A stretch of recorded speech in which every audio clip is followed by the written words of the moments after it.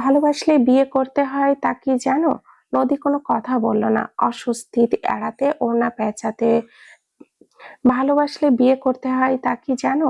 নদী কোনো কথা বলল না, অস্বস্তি এড়াতে ওড়নাটা পেঁচাচ্ছে বারবার আঙ্গুলে। তুমুল আবারও বলল, বিয়ে করবে আমায়? রোজ খোপা করে দিব। নদীর ভেতরে অজানা একটা অনুভূতি সাড়া দিল, এমন করে কেউ কখনো বলেনি ওকে। তুমুল এখনো আগের মতোই গালে হাত দিয়ে নদীর দিকে তাকিয়ে আছে। নদীর অভিব্যক্তি বোঝার চেষ্টা করছে। ফের বলল, ফুলও গুজে দিব খোপায়, চোখে কাজল পরিয়ে দিব। তুমি তো কখনো শাড়ি পরোনি, শাড়িও পরিয়ে দিব নিজ হাতে। কাচের চুড়ি ভালোবাসো শুনলাম। নদীর হৃদয় যেন এক শীতল হয়ে যাচ্ছে ভালো লাগায়, আরো মিয়ে যাচ্ছে লজ্জায়। তুমুল আবারও বলল, এই লজ্জা লুকাতেও আমার চওড়া বুকটা প্রয়োজন হবে তোমার। নির্দ্বিধায় জায়গা করে নিতে পারবে এখানে। বলো, বউ হবে আমার?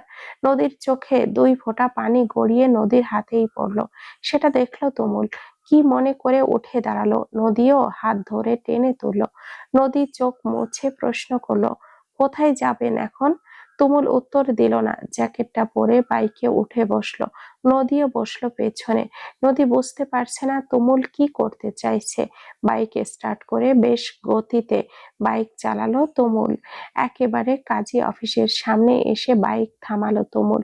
নদী বাইক থেকে নেমে হেলমেটটা খুললো। হেলমেট পরার কারণে খসে গেছে তুমুল এর করা খোপাটা।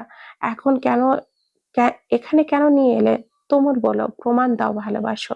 নদীর চোখের কোণে অশ্রুরা জমা হলো। এই ভীত রমণী আজ সব ভয় দূরে ঠেলে দিল। আজ সে ভালোবাসার প্রমাণ দিবেই। নদীর চোখের সম্মতি দেখে তুমুল নদীর হাতটা ধরে কাজী অফিসে নিয়ে গেল। ভেতরে গিয়ে তুমুল বলল, আমরা বিয়ে করতে চাই। লোকটা ওদের দুজনকে একবার দেখে বলল, এনআইডি আর বিবাহের খরচ আছে? তুমুল নদীর দিকে তাকাতেই নদী আশ্বস্ত করলো, আছে। দুজনের কাছেই আছে, আর দুজনের পক্ষ থেকে দুজন সাক্ষীও লাগবে। তুমুল ওর দুজন বন্ধুকে ফোন করলো, তারা আসছে। তুমুল লোকটাকে বলল, আপনি কাগজপত্র রেডি করুন, আমরা পাশের রেস্টুরেন্ট থেকে আসছি। নদীকে বলল, দুপুর পেরিয়ে যাচ্ছে, চলো লাঞ্চ করে আসি। ওরা পাশের রেস্টুরেন্টে বসলো, কিন্তু নদী তেমন কিছুই খেতে পারেনি। বন্ধু কাজী সবাই এসে পড়েছে। নদী তুমুলও এসেছে। কাজী জিজ্ঞেস করলো, দেন মোহর কত ধার্য করব? তুমুল নদীর দিকে স্থির দৃষ্টি রেখে বলল, সেটা আমার বিবিকেই জিজ্ঞেস করুন। কাজী নদীর দিকে তাকিয়ে বলল, বলো মা, দেনমোহর কত ধরবো? নদী মাথায় ঘোমটা দিয়ে মাথা নিচু করে বসে আছে, কপাল পর্যন্ত ঢাকা ওড়নায়। ছোট করে বলল, যতটুকু না বাঁধলেই নয়, ততটুকুই বাঁধুন। কাজী হাসলো, তুমুলের দিকে তাকিয়ে বলল, 5 লাখ বাঁধছি। কাজী বিয়ের খুতবা পাঠ শুরু করলো। নদীর বুকের মধ্যে হাতুড়ি পেটা হচ্ছে। কবুল বলার মুহূর্ত আসন্ন। তুমুল অধীর আগ্রহে তাকিয়ে আছে নদীর দিকে। কবুল বলার মুহূর্তে যে এতটা বুক ধড়ফড় করে, হার্টবিট ফাস্ট হয়, নদী জানতো নাকি? কাজী বলল, কবুল বলো মা। নদী চুপ করে আছে, ঠোঁট তিরতির করে কাঁপছে যেন। তুমুল নদীর হাতটা শক্ত করে ধরলো। তুমুলের থেকে আশ্বাস পেয়ে নদী ছোট্ট করে বলল, আলহামদুলিল্লাহ কবুল। তুমুলের বুক থেকে যেন পাথর নেমে গেল। এবার তুমুলের পালা।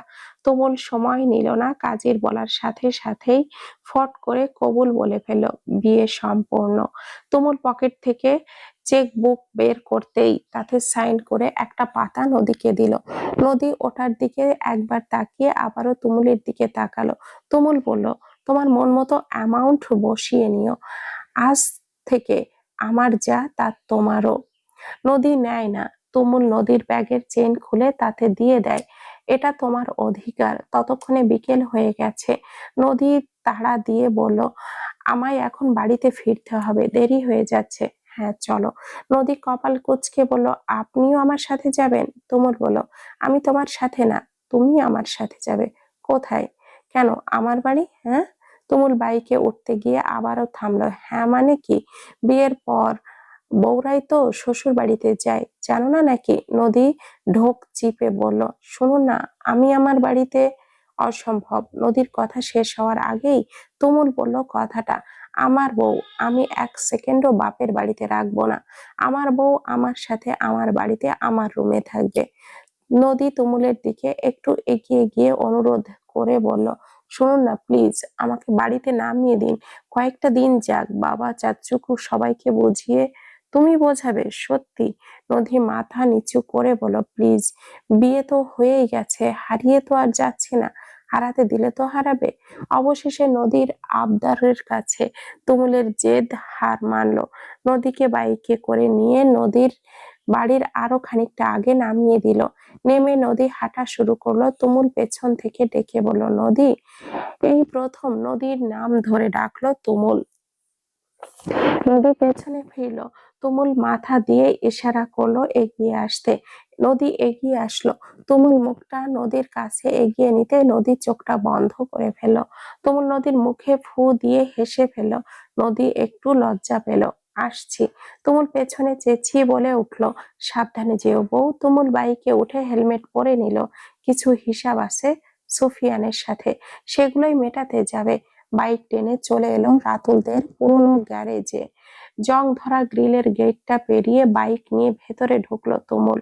বড় লোহার ভেতরের ঢোকার গেটের সামনে বাইক দাঁড় করিয়ে তুমুল ভেতরে ঢুকলো। সুফিয়ানকে শেকল দিয়ে উল্টো করে ঝুলিয়ে রাখা হয়েছে। নাক মুখ দিয়ে চুইয়ে চুইয়ে রক্ত পড়ছে। শরীরেও বিভিন্ন জায়গায় ক্ষত। পোশাকও ছেঁড়া জায়গায় জায়গায়। তার পাশের সোফায় বসে আইসি ভঙ্গিতে সিগারেট টানছে তুজা। তুমুল গিয়ে তুজার পাশে শান্তভাবে বসলো। তুজা একটা সিগারেট তুমুলের দিকে বাড়িয়ে দিল। তুমুল সিগারেটের দিকে একবার তাকিয়ে বলল, আমি এইসব খাই না ভাইজান। তুজা সিগারেটটা পুনরায় রাখলো টেবিলে। তুমুলকে বলল, বোন ভরসা করে বোনটাকে বড় ভরসা করে বোনটাকে তোমায় দিলাম, রানী করে রেখো রেখো আমার বোনটাকে। তুমুল মাথা নিচু করে রইল। তুজা গলা উঁচিয়ে মানিককে ডাকে, পরেরটাকে নিয়ে আয়। আবার মুড এসে গেছে কেলানোর। মানিক আর দুজন মিলে সুফিয়ানকে শেকল থেকে ছাড়ালো। ধবাস করে পড়লো সুফিয়ান। অমিতকে ধরে আনলো, হাত দুটো পেছনে বাঁধা। কিল ঘুষি ভালোই খেয়েছে। এবার ফাইনাল ডোজের পালা। তুমুল তুজাকে বলল, আপনি না থাকলে আজ অনেক বড় অঘটন হয়ে যেত ভাইজান। আপনাকে ধন্যবাদ জানানোর ভাষা খুঁজে পাচ্ছি না। তুজা পিছল হাসলো। তুমুল ফের বলল, কিন্তু এত কিছু আপনি কি করে জানলেন? তুজা সিগারেটের শেষ অংশে একটা টান দিয়ে ফেলে দিল। নদী আমাকে কল দিয়ে বলেছিল, তারপর আমি ওর মুখেই শুনি সব ঘটনা। এও বলল যে তুমি সবটা প্রমাণ করেছো, কিন্তু কে এসব করেছে তা জানা যায়নি। তারপর হোটেলে গিয়ে রিসিপশনিস্টের মাথায় পিস্তল ঠেকিয়ে সেই দিনের চেক ইন রেকর্ড গুলো দেখলাম। ফুটেজও দেখলাম। মেয়েটা নষ্টা। খুঁজে বার করতে সময় লাগলো না। হাত পা ঝাড়া দিল তুজা। ফের বলল, কয়েকটা চাপড় মারতেই গড়গড় করে সব বলে দিল। কিরে, তাড়াতাড়ি কর, ঝোলা ওইটাকে। হাসনাত বলল, ভাই, মেয়েটাকে কি করব? ওরে মারিস না, ওরে দিয়ে এই পুরা গ্যারেজ পরিষ্কার করামু। অবনীকেও বেঁধে রেখেছে চেয়ারের সাথে। তুজা তুমুলকে বলল, তুমি বাড়িতে যাও ভাই, আপাতত কাউকে কিছু বলো না। নদী থাক কয়দিন ওই বাড়িতে, তারপর এটা আমি দেখুমনে। তুমুল আর কথা বাড়ালো না। তুজাকে বিদায় জানিয়ে বেরিয়ে এলো। তুমুল কল্পনাও করেনি শক্ত খোলসের ভেতরে তুজার এমন একটা রূপ আছে। কৃতজ্ঞতায় ভরে উঠল চোখ দুটো। বাইক নিয়ে আবারও চলে গেল ওদের উত্তরার বাড়িটাতে। এই কয়দিন এখানে থাকবে, নদীর কাছাকাছি। তুমুল বাড়ি পৌঁছাতেই রাত হলো। ফিরেই আবারও অফিসের মিটিং। নদী পৌঁছেছে কিনা খবরও নেওয়া হয়নি। গোসল করে এসেই মাথা মুছতে মুছতে মাত্রই ফোনটা হাতে নিয়েছে তুমুল, নদীকে ফোন করবে বলে। ও ফোন করার আগেই নদী ফোন করলো। তুমুল হাসি মুখে ফোনটা রিসিভ করে বলল, এই বউজান। তুমুলের মুখে এত বউজান বউজান শুনে নদী লাজুক হাসলো। জানালার কাছে ঘেঁষে দাঁড়িয়ে বলল, যেই বিয়ে হয়ে গেল অমনি ফোন করা কমে গেছে তাই না? তুমুল তোয়ালেটা রেখে সোফায় গা এলিয়ে দিল। কি বলছো এসব? নদী অভিমানী গলায় বলল, সেই সন্ধ্যা থেকে অপেক্ষা করছি, তুমুল আদুরে গলায় বলল, সময় পাইনি বাবুই, কি করছো? নদী মন খারাপ করে বলল, আমার না খুব ভয় করছে, সবাই যদি জেনে যায়। জেনে গেলে যাবে, তখন অন্তত বউটাকে কাছে পেয়ে যাব। নদী কথা বলছে না, চুপ করে আছে। তুমুল ফের ডেকে বলল, বাবুই, ও ময়না পাখি, শুনছো? মন খারাপ হয়ে গেল বুঝি? আচ্ছা, কি করলে তোমার মন ভালো হবে বলো তো? নদী এবার একটু দুষ্টুমি করলো। এমন একটা গান শোনান যেটাতে আমার নাম আছে। তুমুল হাসলো ভারী গলায়। সুর সুর তোলো, তুমি শুধু তুমি চাও যদি সাজাবো আবার নদী।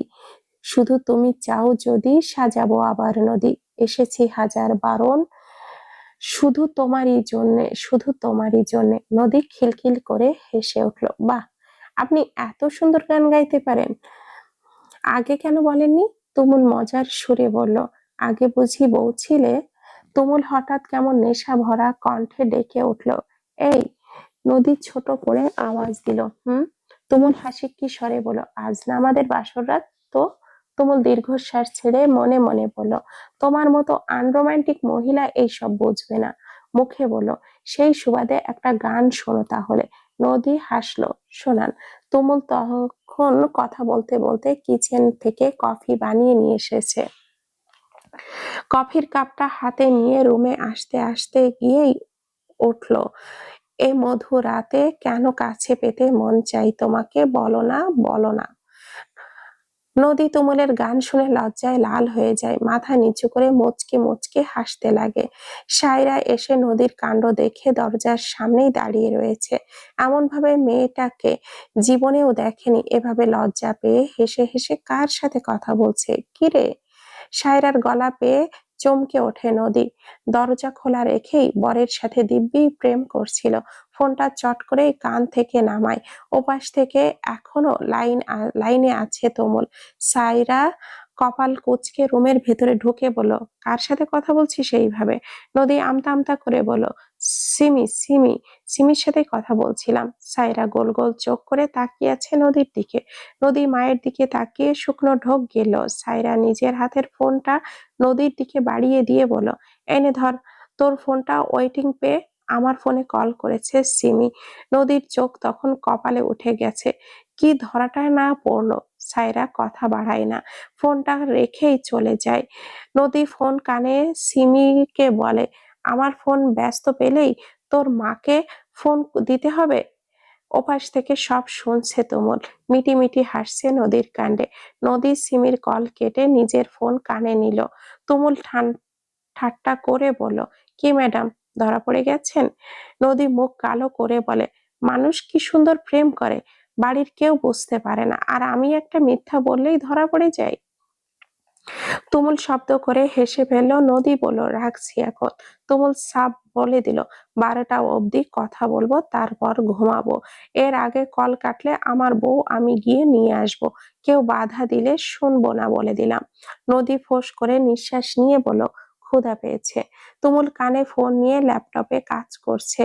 ওকে, 20 মিনিট সময় দিলাম, খেয়ে এসে আবারও কল দিবে। যদি 1 সেকেন্ড পার হয় আমি কিন্তু আমার বউ নিয়ে আসবো বলে দিলাম। কল রেখে নদী তাড়াতাড়ি করে ডাইনিং এ গিয়ে বসলো। তুমুলকে বিশ্বাস নেই, যদি সত্যি সত্যি তাই করে। চটপট নিজের প্লেটে খাবার নিয়ে নিল নদী। আঞ্জুমান নদীর কাণ্ড দেখে হাসছে। এমনিতে জিদ করে মা কাকিদের সাথে বসবে আর জোর করে, যে মেয়েকে খাওয়ানো যায় না সে এত তাড়াতাড়ি করে খাচ্ছে। আঞ্জুমান বলল, আস্তে খা, এত তাড়াহুড়ো করছিস কেন? নদী এবার কি করে বলবে যে তার প্রাণের স্বামী তাকে 20 মিনিট সময় দিয়েছে খাবার খেতে। স্মিত হেসে বলল, খাওয়া শেষে পড়তে হবে, সামনে এক্সাম। অদিতি আর সাইব যায়নি কক্সবাজার, তুজা চলে গেছে বলে ওদের যাওয়ার প্রয়োজন পড়েনি। সাইব খাচ্ছে বসে, অদিতি আঞ্জুমানের সাথে খাবার পরিবেশন করছে। হাসান চৌধুরী খাবার খেতে খেতে বলল, নদীর জন্য একটা ভালো সম্বন্ধ পেয়েছি। নদী খাওয়া বন্ধ করে তাকালো হাসান চৌধুরীর দিকে। হাসান চৌধুরী ফের বলল, ছেলে ভালো, পরিবারও ভালো, নিজেদের ব্যবসা আছে। নদীর সামান্য খাবার প্লেটে অবশিষ্ট রেখেই উঠে দাঁড়ালো। হাসান চৌধুরীর দিকে তাকিয়ে বলল, আমি এখন বিয়ে করব না চাচ্চু, সামনে আমার পরীক্ষা, পড়াশোনায় মনোযোগ নষ্ট হবে। এর আর এক মুহূর্তও দাঁড়ালো না নদী। বেসিং থেকে হাত ধুয়ে রুমে চলে গেল। ভেতর থেকে সিটকিনি তুলে দিয়ে বসে পড়ল বিছানায়। তুমুলকে কল দিল, কিন্তু ফোন ধরছে না। নদী মন খারাপ করে বিছানায় বসে রইল। 2 মিনিট পর ফোনে একটা মেসেজ এলো, মিটিং এ আছি বাবুই, একটু পর কল দিচ্ছি। রাতে অদিতির গা কাঁপিয়ে জ্বর এলো। সাইফ কপালে জলপট্টি দিয়ে দিচ্ছে। ডাবল কমফোর্টার গায়ে জড়িয়েও ঠান্ডা নিবারণ হচ্ছে না অদিতির। গা পুড়ে যাচ্ছে তার তাপে। খাবার খেয়ে ঔষধও খেয়েছিল, তবুও কমছে না জ্বর। সাইফ অদিতিকে জড়িয়ে ধরে শুয়ে পড়ল। কপালে প্রচন্ড তাপ। জ্বরে পোড়া কপালে আলতো করে চুমু খেল সাইফ। মনে নানান ভাবনা। তুজা তো গেছে, কিন্তু অকারণে গেছে বলে মনে হচ্ছে না সাইফের। ও নিশ্চয় বড় কোনো চাল চালবে এবারে। অদিতিকে বুকের মধ্যে নিয়ে মাথায় হাত বুলিয়ে দিল। জ্বরের ঘোরেই হুঁশ নেই অদিতির। সাইফ মনে মনে গাঢ় সংকল্প করল, যত যাই হয়ে যাক, নিজের সর্বস্ব দিয়ে হলেও অদিতিকে রক্ষা করবে সে। রাত 3টা, নদীর ফুরফুরে বাতাসে হাড়ে কাঁপন ধরে যাওয়ার জো। সেখানে টানটান হয়ে শুয়ে আছে তুজা। অগত্যা মানিককেও থাকতে হয়েছে তুজার সাথে। রাতের ভেজা বালিতে চিত হয়ে শুয়ে আছে তুজাউন। মানিক ওর ভাবগতি বুঝে না। তুজা নিজের শালটাও মানিককে দিয়ে দিয়েছে। মানিক শাল পেঁচিয়ে হাতে একটা হারিকেন নিয়ে দাঁড়িয়ে আছে শীতে। তুজা কি মনে করে হেসে উঠল জোরে জোরে। মানিক হারিকেনটা পাশে নামিয়ে পকেট থেকে একটা সিগারেট বার করে তাতে আগুন লাগালো। বাতাসে লাইটারের আলো সরে যাচ্ছে বারবার। হাত চাপিয়ে জ্বালালো সিগারেটটা, আর তুজার ঠোঁটে ধরিয়ে দিল। তুজার পাশে পকেটে এক বস্তা পেতে তার ওপরে বসলো মানিক। সাহস করে বলল, ভাইজান, ওরে তো লইয়া আসতেই পারতেন, ভালো সুযোগ আছিল, আনলেন না কেন? তুজা ধোঁয়া ওঠাচ্ছে বাতাসে, হেসে বলল, বইনের ভালোটা দেখলাম, ভাইয়ের ভাইয়েরটা দেহন লাগবো না? আমি তো আগে বড় ভাই, ওগো লাগিয়া জীবনে কিছু করতে পারি নাই, 2টা টাকা ইনকামও করি না। বইনগো নিজের পয়সায় কিছু কিনা দিবারও পারি নাই। মানিক মুখ কাচুমাচু করে বলল, তাই ওরে ছাইড়া দিলেন? এইটা কত সাল রে মানিক? 2018 ভাই। হ মানিক, তোরে একখান ঘটনা কই। তখন 2008 সাল, আমার বয়স 20 বছর। তখনও ঘুরি ফিরি আর খাই। ওই বছরই আমাগো ভাঙায়, আমাদের ডাঙায় প্রচুর মাছ আটকে ছিল। মাছ ধরার বড় নেশা ছিল আমার। মাছ ধরবার যাইতাম। রোজ শেষ রাতে আজান পড়তো ফজরে। ওই সময় যাইতাম, ফিরতাম বেলা করে। ডাঙায় যাওয়ার পথে একটা বাড়ি পড়তো, আমাগো গ্রামের স্কুলের মাস্টার আক্কাস স্যারের বাড়ি। আক্কাস স্যারের একটা মাইয়া আছিল, নাম আছিল জ্যোৎস্না। ভালোই দেখা যাইতো। মাথাটা ভরা লম্বা লম্বা চুল আছিল, ডাগর ডাগর চোখ, আর মেলা ফর্সা। তখন অল্প বয়স আছিল আমার। ভালোই লাগতো ছেড়িডারে। বয়স আছিল 18। মেট্রিক দিছে তখন। সেই সময় ওই বয়সী মেয়ে আইবুড়ো দেখা যাইতো না বললেই চলে। কিন্তু মাস্টারের মেয়ে তো, মাস্টার পড়াইতো। মানিক এক দৃষ্টিতে তাকিয়ে তুজার কথা শুনছে। তুজা আবারও বলতে শুরু করলো, প্রথমে একটু একটু ভাল লাগতো, পরে ভালো লাগার পরিমাণ বাড়লো, আরো বেশি ভাল লাগতো। কইলাম একদিন যাইয়া নির্লজ্জের মতো, তোমারে ভালোবাসি। সেই দিন লজ্জা পাইয়া মুখ খান যা হইছিল না ওর। তুজা অনেকটা সময় নিয়ে হাসলো। মানিক খুব মনোযোগ দিয়ে শুনছে কথাগুলো। তারপর কি হলো ভাই? তারপর আমিও বুঝলাম আমি একলা না, ওয়ও ভালোবাসে আমারে। শুরু হইল আমাগো প্রেম। মাছ ধরার মৌসুম গেল গা, তাও আমি যাইতাম ডাঙায়। ও আবার আমার মতো আকাম্মা ছিল না, বড় লক্ষ্মী আছিল। আমারে খালি কইতো যেন কোনো কাম করি। সেইবার শরৎ গেল, হেমন্ত আইলো, হালকা হালকা কুয়াশা পড়ে সকালে। প্রায় 4-5 দিন জ্যোৎস্নার সাথে দেখা হয় না। শহরে কলেজে ভর্তি হইছে, ওইখানে পরীক্ষা চলে। সকালে বাপের সাথে যাই, আসতে সন্ধ্যা হয়। পরীক্ষা শেষে দেখা করতে আইলো। আমগো পুরানো ভিটায় দেখা করতাম বেশি। সেইখানে যাওনের জন্য খবর পাঠাইলো আমগো এক কর্মচারীর কাছে। আমি খুব খুশি, গেলাম। আমার আগেই ও বসে আছে। প্রায় 1 সপ্তাহ পর আমাগো দেখা। আমি কইলাম, ভালোই তো দিনকাল যাইতেছে, দেখা করবারও সময় হয় না। দেখলাম ও কানতেছে মাথা নিচু কইরা। মেলা দিন পর দেখা হইছে তো। আবেগ নিয়ন্ত্রণ করতে পারে নাই। বুঝলাম এই কয়দিনে আমার থিকা বেশি ওর বুক পুড়েছে আমার দেখবার লাইগা। গাছের গোড়ায় শান বাঁধানো, সেইখানে বসে আছে মাথা নিচু কইরা। আমি ওর পাশে বইসা কইলাম, হইছে, আর কাইন্দো না। ও চোখ দুটি মুইচ্ছা আমার কাঁধে মাথা রাখলো আর কইল, অনেক প্রেম করেছি, এইবার বিয়া করো। আমি কইলাম, বেশ তো, চলো কালই বিয়ে করি। ও কইল, আগে জানি আমি কোনো কাম করি, তারপর বিয়া। বাপেরে কোনো একটা ব্যবসায় লাগাতে কইল। আর আমি কইলাম, আমার কাম কাজ এগুলো মনে ধরে না। ও কইল, তাইলে তোমার কি মনে ধরে? আমি ওর কোলে মাথা দিয়া শানের ওপরে শুয়ে কইলাম, আমার তোমার সাথে সংসার করবার মনে ধরে। ও লজ্জা পাইল ঠিকই, কিন্তু মাথা নিচু করতে পারলো না, কারণ ওর কোলে আমার মাথা নিচে তাকালেই আমার চোখে চোখ পড়বো। ওর আবার পেটে বেদনা ছিল, তাই নিয়ে চিকিৎসা করতে শহরে যাইতো মাঝে মধ্যে। আমারে তাড়া দিল উঠতে, বাড়ি যাইব, সন্ধ্যা হইয়া যাইতেছে। আমি কইলাম, কেউ কি তোমারে কিছু কয়? আমার লগে কথা কও যে। ওই হাইস্যা কইল, ছোট সাহেবের সাথে আইছি, কারোর কিছু কওয়ার সাহস আছে নাকি? আমারে মেলা কইতো আবার যাতে কলেজে ভর্তি হই, কিন্তু আমার তো পড়াশোনায় মনে ধরতো না। জিজ্ঞালে কইতাম, আমার তোমার লগে সংসার করতে মনে ধরে, পড়াশোনা মনে ধরে না। আরো 1 মাস গেল, ও খুব কম দেখা করতো আমার লগে, মনমরা হইয়া থাকতো। জিগালে কইতো না। তখন শীত ভালোই পড়ছে গাই গ্রামে। একদিন আইলো বাসন্তী রঙের একখানা কাপড় পিন্দাইয়া, গতরে কালো রঙের শাল, আর ভালোই দেখাইলো, কিন্তু মুখখানা খুব ভার। জিগাইতেই কইলো, আমার বিয়া ঠিক হইছে। আমি কইলাম, তাইলে কালকেই আব্বারে নিয়া তোমাগো বাড়িতে আসতাছি। ও কইল, না, আব্বা তোমার লগে বিয়া দিব না।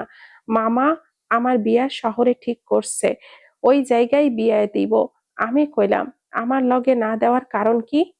আমরা জমিদারের বংশধর, তুমি তো সুখেই থাকবা। ও কইল, কি মান মানিক জানিস? মানিকের চোখের পাতা ভিজে উঠছে। কি কইল ভাইজান?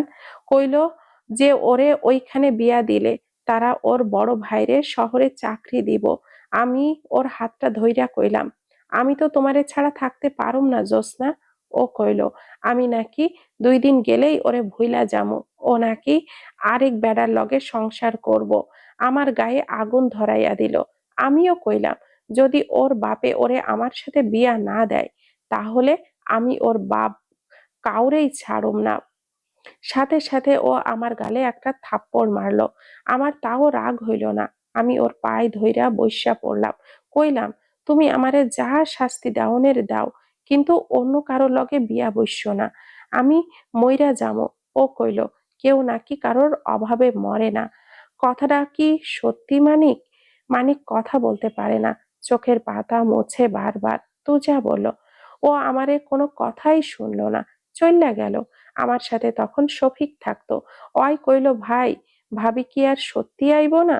আমি হাসলাম, ধুর, ও আমারে ছাইড়া থাকতেই পারবো না। কিন্তু আমি ভুল ছিলাম। পরের দিন ওরা গ্রাম ছাইড়া চইলা গেল। মেলা জায়গায় খুঁজলাম ওরে, আর কোথাও পাইলাম না। ও আমারে ফাঁকি দিল। তুজা থামলো। মানিকের চোখ বেয়ে অঝরে পানি পড়ছে। মানিক হারিকেনের আলোয় দেখলো তুজার চোখের কার্নিশ বেয়ে গড়িয়ে পড়ছে নোনা জল। তুজা মুছল না পানিটুকু, আবার বলল, এই যে মাই কয়, দাদি কয়, আব্বাই কয়, কাকা কাকিরা সবাই কয়, তুজা বিয়া কর, বিয়া কর। আমার তো জ্যোৎস্নার পর আর কাউরেই মনেই ধরে না রে মানিক। আমি কেমনে বিয়া করুম কত? ভালো না বাসলে সংসার করা যাহি নাকি? তাই আমি বুঝি হারাইলে কেমন লাগে, তাই অদিতিরে ছাইড়া দিয়া আইলাম। যা, ও আমার বোন এখন থেকে, নদী দিঘির মতন। আর মানিকের দিকে তাকিয়ে দেখলো মানিক কান্না করে। তুজা হো হো করে হেসে উঠে বলল, এই, তুই কান্দোস কেন মাইয়া গো মতন?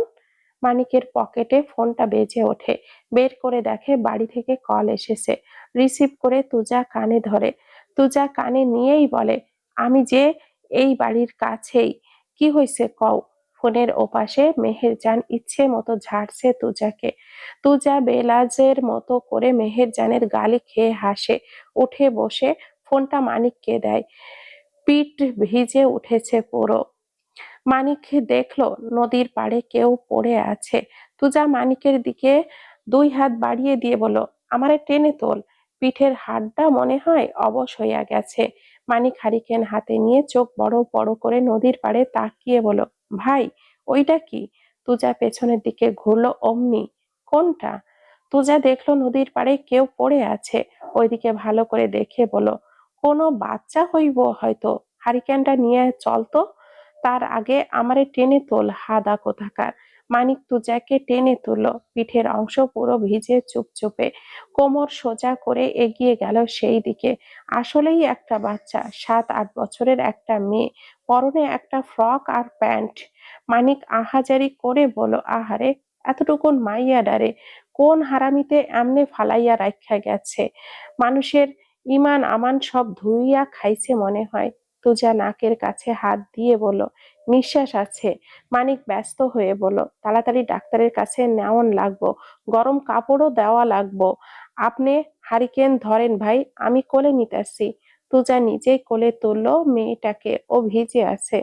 তুই তো শুকনা, ভিজা যাবি পরে, আমি নিতেছি।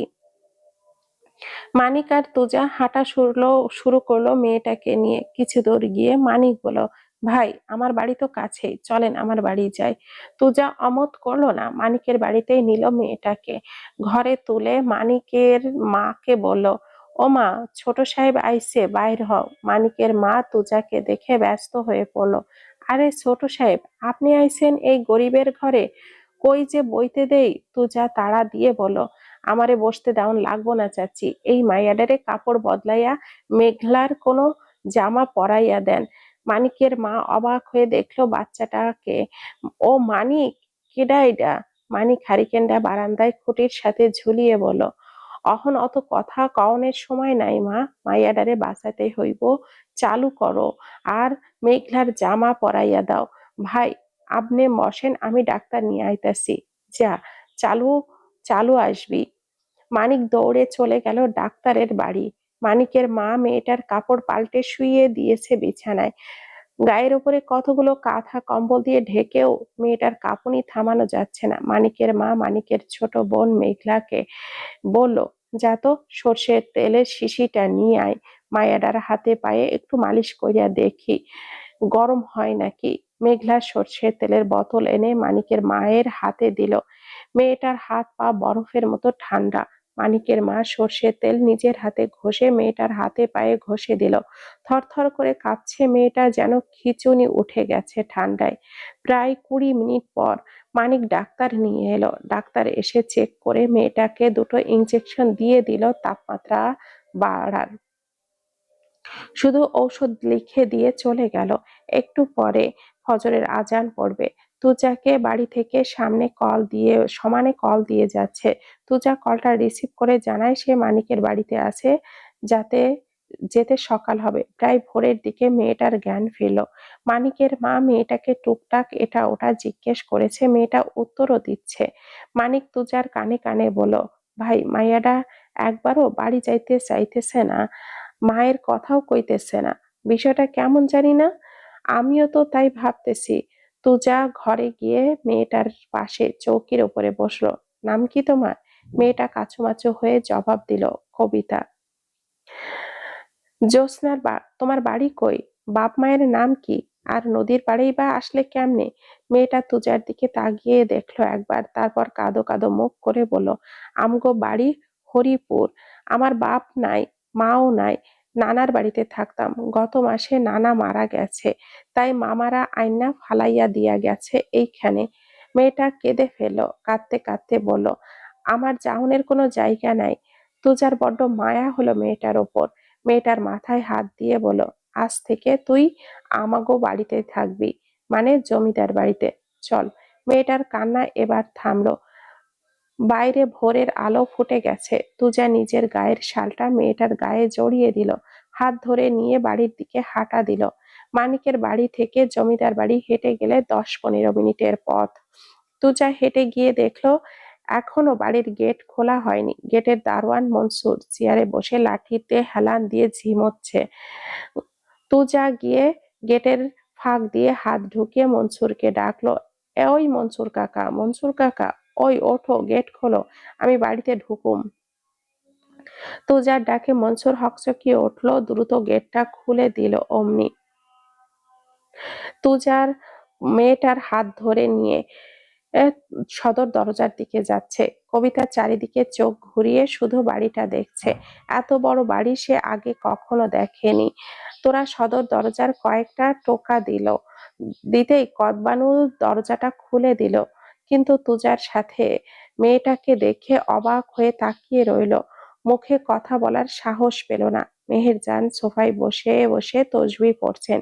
তো যার যার সাথে মেয়েটার দেখা হয়ে অবাক হয়ে বলল, কিরে, এইটা কারে নিয়ে আইসোস? তুজা মেয়েটার মাথায় হাত রেখে বলল, ওর দুনিয়ায় কেউ নাই দাদি, থাকতো নানার বাড়িতে, নানা মইরা গেছে, মামারা আয়না নদীর পাড়ে ফেলে দিয়ে গেছে, দেখা মায়া লাগলো খুব, কি করুম কও, পরে নিয়ে আইলাম। মেহেরজান মেয়েটার দিকে হাত বাড়িয়ে দিল, এইদিকে আয় তো, এইদিকে আয়, আয় আয়। হাই হাই, কস কি? কবিতা গিয়ে মেহেরজানের পাশে বসলো। মেহেরজান মেয়েটার পিঠে হাত বুলিয়ে দিয়ে বলল, তরে সত্যি নদীর পাড়ে ফালাইয়া দিয়ে গেছে? কবিতা ওপর নিচ মাথা নাড়ালো। মেহেরজান করুণার স্বরে বলল, আহারে, কোন হারামিরা এমন কাম করছে? তুই কান্দিস না বাচ্চা, তুই কান্দিস না, তুই এই বাড়িতে থাকবি, কোনো সমস্যা নাই। তুজার দিকে তাকিয়ে মেহেরজান বলল, এই প্রথম কোনো বুদ্ধিমানের লাহান কাম করলি। সকাল সকাল চৌধুরী বাড়িতে আগমন ঘটেছে সারফারাজ কায়নাত এর একমাত্র মেয়ে জেবার। ব্যাগপত্র নিয়ে এসে উঠল। পরনে জিন্স আর অফ শোল্ডার টপ, সানগ্লাস কপালে ওঠানো, চুলগুলো কালার করা, ঠোঁটে প্রু করে লিপস্টিক পরেছে। একদম সেজে গুজে ফুলটুসি হয়ে এসেছে। সদর দরজা পেরিয়ে লাগেজ হাতে নিয়ে নামিয়ে হাসান চৌধুরীকে বলল, hello uncle, how are you? Hasan Chowdhury চশমা ঠিক করে হাবিব চৌধুরীর দিকে তাকালো। হাবিব চৌধুরী হেসে বলল, ভাইজান, ওই যে কাল আপনাকে যার কথা বললাম, আমার ভাইয়ের মেয়ে, নদীর খালাতো বোন। হাসান চৌধুরীর স্মরণ হতেই হাসলো। ভালো আছি মামুনি, যাও ভেতরে যাও। হাবিব নদীকে ডেকে বলল, ওকে গেস্ট রুমটা দেখিয়ে দিতে। যেবার রান্নাঘরে গেল আর সাইরার সাথে দেখা করতে। সাইরাকে দেখে ন্যাকামো করেই এগিয়ে গেল। খালামণি। সাইরাও হাসি মুখে এগিয়ে এলো, জড়িয়ে ধরলো জেবাকে, মুখে হাত বুলিয়ে বলল, কত বড় হয়ে গেছিস, কেমন আছিস তুই মা? I am good aunty. আঞ্জুমানের দিকে তাকিয়ে এগিয়ে গিয়ে আঞ্জুমানকেও জড়িয়ে ধরলো। অদিতি রান্নাঘরেই ছিল, কিন্তু জেবা অদিতিকে কিছুই বলল না। সাইরাকে বলল, খালামণি, সাইফ কোথায়? নিজের ঘরেই আছে। জেবা সিঁড়ি দিয়ে ওপরের দিকে তাকালো, এক্ষুনি আমি দেখা করে আসছি। অদিতি তাকিয়ে রইল জেবার দৌড়ে যাওয়ার দিকে। আঞ্জুমান সাইরাকে বলল, একটু বেশি আধুনিক না? সাইরা হেসে বলল, আসলে শহরে বড় হয়েছে তো, একটু বেশি স্মার্ট। জেবা সাইফের রুমে গিয়ে সাইফকে পেছন থেকে আলতো করে জড়িয়ে ধরলো। সাইফ ওপর হয়ে শার্ট আয়রন করছিল। জেবার কাণ্ডে চমকে পেছনে ঘুরলো। হাই। জেবার লম্বা একটা হাই পেয়ে সাইফ নাক কুঁচকালো, ছোট করে বলল, হ্যালো। জেবা আবারও সাইফের বাহু জড়িয়ে ধরেই বলল, কতদিন পর আমাদের দেখা হলো বলো? সাইফ হাতটা সরিয়ে নিয়ে ছোট করে বলল, সাইফ ওখান থেকে সরে ড্রেসিং টেবিলের সামনে গেল, শার্টটা গায়ে পরে নিল। জেবা সাইফের সামনে গিয়ে দাঁড়ালো, আল্লাদি হাসি দিয়ে বলল, আমি হেল্প করছি বাটন ক্লোজ করতে। সাইফ এগিয়ে এসে পিছিয়ে গেল, বলল, আমি পারবো বোতাম আটকাতে, হেল্প লাগবে না। জেবা নাছোড়বান্দা হয়ে সাইফের দিকে এগিয়ে বোতামে হাত লাগাতে শুরু করলো। সাইফ বিরক্ত হচ্ছে ওর এমন ব্যবহারে। অদিতি কফির কাপ নিয়ে রুমে ঢুকলো, কিন্তু রুমে ঢুকে এমন দৃশ্য দেখবে কল্পনাও করেনি। জেবা সাইফের গা ঘেঁষে শার্টের বোতাম আটকে দিচ্ছে। অদিতি দরজার সামনে দাঁড়িয়ে পড়লো, চট করে জেবার থেকে সরে দাঁড়ায়। সাইফ সরতেই জেবা দেখে অদিতি দাঁড়িয়ে আছে। ও খুব ভালো করেই জানে অদিতি সাইফের স্ত্রী। তবুও জিজ্ঞেস করলো, হে হিউ, কি এখানে? আর কে তুমি? সাইফ হাতে ঘড়ি পড়তে পড়তে বলল, ও অদিতি, আমার ওয়াইফ। জেবা অদিতির দিকে এগিয়ে গেল। ওপর থেকে নিচ পর্যন্ত অদিতির চারিদিকে ঘুরে ঘুরে দেখলো। অদিতির অস্বস্তি হচ্ছে জেবার এমন ব্যবহারে। সাইফকে বলল, আপনার কফি। জেবা হাত থেকে কফির কাপটা নিয়ে নিল, ঘাড় বাঁকা করে ব্যঙ্গাত্মক হাসি দিয়ে বলল, তুমি যাও, আমি ওকে এটা দিয়ে দিব। যাও। অদিতি মাথা নিচু করে চলে গেল। অদিতিকে ভেঙচি কেটে জেবা সাইফের কাছে এগিয়ে যায়, স্টাইল মেরে বলে, ইয়োর কফি। সাইফ ওয়ালেটটা পকেটে ঢুকিয়ে বলল, এখন ব্রেকফাস্ট করব, কফি লাগবে না। ওকে, আমি খেয়ে নিচ্ছি, বলে আবারও হাসলো জেবা। সাইফ কোটটা পরে নিচে যাওয়ার জন্য বেরিয়ে গেল রুম থেকে। জেবা কফির কাপে ভালো করে নিজের ঠোঁটে লিপস্টিকের ছাপ বসিয়ে দিল। নিজেও নেমে এলো পেছনে পেছনে। অদিতি হাতের কাপটা দিয়ে বলল, এই নাও, খেয়েছো কফি? অদিতি কাপটা হাতে নিল ধোয়ার জন্য। বেসিংয়ে নিতেই চোখে পড়লো লিপস্টিকের ছাপটা। অদিতি সেখানে আঙ্গুল ছুঁয়ে দেখলো ডাইনিং এ বসে থাকা সাইফের দিকে একবার তাকালো। এখনো জেবা পাশেই বসে সাইফকে কথার ফাঁকে ফাঁকে টাচ করছে। অদিতি কাপটা ধুয়ে কিচেনে রেখে ডাইনিং এ আসলো। এই গায়ে পড়া মেয়েটাকে একদমই ভালো লাগছে না অদিতির। সাইফকে কেমন প্লেটে খাবার তুলে দিচ্ছে। সাইফ অদিতিকে খুঁজলো, চোখ দিয়ে ইশারা করলো অদিতিকে পাশের চেয়ারটাতে বসতে। অদিতি এগিয়ে আসছে সেই দিকেই, এমন সময় চেয়ারটা টেনে জেবা বসে পড়লো। সাইফ খাবারের প্লেটে হাতে উঠে গেল আর নদীর কাছে গিয়ে পরোটা ছিঁড়ে একবার অদিতির মুখে দিল, তারপর নিজে একবার খেলো। অদিতির হাতে প্লেটটা দিয়ে বেসিং থেকে হাত ধুয়ে বেরিয়ে গেল সাইফ। অদিতির সব খারাপ লাগা ধুয়ে দিতেই সাইফের এই কেয়ারটুকু যথেষ্ট ছিল। জেবা এটা দেখে জিদে ফুঁসতে লাগলো। নদী সাইফের রেখে যাওয়া খাবারটুকুই খেলো। জেবা অদিতিকে অপমান করতে বলল, এ কি, তুমি মানুষের এটাও খাও? বলেই একটা নাক ছিটকালো জেবা। সবাই অদিতির দিকে তাকালো। অদিতি হেসে জেবাকে উত্তর দিল, মানুষের এটো খায় না, এটা আমার স্বামীর প্লেটের খাবার। দিঘি পাকনামি করে বলল, আর তাছাড়াও ভাইয়া ভাবি রোজ একই প্লেটে খাবার খায়, তাই না ভাবি?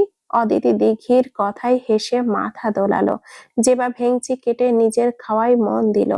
নদী দিঘিকে আস্তে করে বলল, তোকে বড়দের মধ্যে কথা বলতে কে বলেছে? দিঘিও ফিসফিস করে নদীর কানে কানে বলল, দেখিস না জেবা আপু কেমন ভাইয়ার গায়ে গায়ে পড়ছে। হয়েছে, চুপ করে খা, খালি পাকনামি। সকালের খাওয়া হয়ে গেলে অদিতি সাইরা আর আঞ্জুমানের সাথে এটো প্লেটগুলো কিচেনে নিচ্ছে ধোয়ার জন্য। অদিতি আঞ্জুমানকে ধুতে দিল না, পানিতে ঠান্ডা লাগবে বলে। জেবা সোফায় বসে ফোন চাপছে। আঞ্জুমান কিচেনে কাজ করছে, অদিতি করছে বলে রুমে চলে গেল। আর সাইরাকে তার ভাই ভিডিও কল দিয়েছে। কথা বলতে বলতে সাইরাও গেল। অদিতি ধোয়া প্লেটগুলো টেবিলে সাজিয়ে রাখছে। জেবা অদিতির পেছনে গিয়ে দাঁড়ায়, ভাব নিয়ে বলে, নাম কি তোমার? অদিতি কাজ করতে করতে জবাব দেয়, অদিতি। শুধু অদিতি? তুমি আমার নাম জানো? অদিতি ছোট করে বলল, না। জেবা সামনের চুলগুলো পেছনের দিকে নিয়ে বলল, জানভিয়া কায়নাত জেবা। ও, হুম, তোমার নামের টাইটেল কি? নদী পেছন থেকে উত্তর দিল, অদিতি চৌধুরী। জেবা কটমট করে নদীর দিকে তাকালো। নদী জেবার দিকে 2 বছরের ছোট। তোকে বলতে বলেছি? নদী স্মিত হেসে বলল, বলে দিলাম তবুও। আর তুমিও পারো জেবা আপু, সাইফ ভাইয়ার বউ, মানে এই বাড়ির বউ, চৌধুরী তো হবে, জিজ্ঞেস করার কি আছে? জেবা রেগে চলে গেল সেখান থেকে। গেস্ট রুমে গিয়ে ফোনটা ছুঁড়ে মারলো বিছানায়। এই নদী দিঘি দুজনেই এই বস্তির মেয়েটার হয়ে কথা বলে কেন? ওরা জেবার বোন হয়, জেবার পক্ষে কথা বলা উচিত। জেবার রাগে ফ্লোরেই লাথি মারলো। নদী অদিতির দিকে এগিয়ে গিয়ে বলে, তুমি কি সবসময় এমন বোকাই থাকবে? নদী সামান্য হেসে বলে, আপু উনি তো মেহমান, ওনাকে কড়া ভাষায় কিছু বলা ভালো দেখায় না। নদী আলতো করে অদিতির গালটা টিপে দেয়। অদিতিও হাসে। নদীর হাতে ফোনটা বাজছে। নদী ফোনের দিকে একবার তাকিয়ে অদিতির দিকে দেখে তুমুল কল করেছে। ফোনটা নিয়ে ছাদে চলে যায়। অদিতি মাত্রই রুমে গেল, গোসল করবে এখন, তারপরই আবার দুপুরে রান্না করতে হবে। জেবা দরজার সামনে দাঁড়িয়ে আওয়াজ দিল, উহুম উহুম। অদিতি চুলের বেনি খুলতে খুলতে বলে, কিছু বলবেন আপু? জেবা ফোন চাপতে চাপতে বলে, এক্ষুনি এক কাপ কফি আমার রুমে দিয়ে এসো ফার্স্ট। ও হ্যাঁ, সুগার ফ্রি, ওকে। অদিতি শুধু মাথা নাড়ে, চুলগুলো আবারও বেঁধে কিচেনে যায়। কফি বানিয়ে জেবা রুমের দিকে যায়। জেবা দেখে অদিতি আসছে, ফোন কানে নিয়ে জোরে জোরে বলে, আর বলিস না, সাইফও একটা পাগল। সকালে বলে কফির কাপে তুমি আগে চুমুক দাও, আর তারপর আমি দিব। পরে আমি একটু চুমুক দিলাম। খেয়ে কি বললো জানিস? কফি মিষ্টি নাকি কয়েক গুণ বেড়ে গিয়েছে। বলেই হা হা করে হাসতে লাগলো। অদিতি মৃদু শব্দে ডাকলো, আপু, আপনার কফি। অদিতিকে না দেখে আর ভান করেই বলল, ও তুমি দাও। যেবার কথা শুনে অদিতির মনটা ভেঙে চুরমার হয়ে যাচ্ছে। কথাটা মিথ্যা না, অদিতি নিজেও কাপে লিপস্টিকের ছাপ দেখেছে। এইসব ভাবতে ভাবতে অদিতির চোখ ভরে আসে পানিতে। কেউ কি নিজের স্বামীর সাথে কোনো মেয়েকে সহ্য করতে পারে? গোসল সেরে রান্না করতে হবে। রুমে চলে যায় অদিতি, গোসল করে কিচেনে আসে। আঞ্জুমান আর সায়রাকে হেল্প করে রান্না করতে। রান্না হয়ে গেলে আঞ্জুমান নদী আর দিঘিকে খেতে আসতে বলে। জেবাও বসে। জেবা একটা ফ্রক পরেছে, যেটা হাঁটুর সামান্য নিচে, পায়ের বাকি অংশ উন্মুক্ত। অদিতি সব খাবার একে একে টেবিলে আনছে। এমন পোশাক অদিতি কখনো কাউকে পরতে দেখেনি।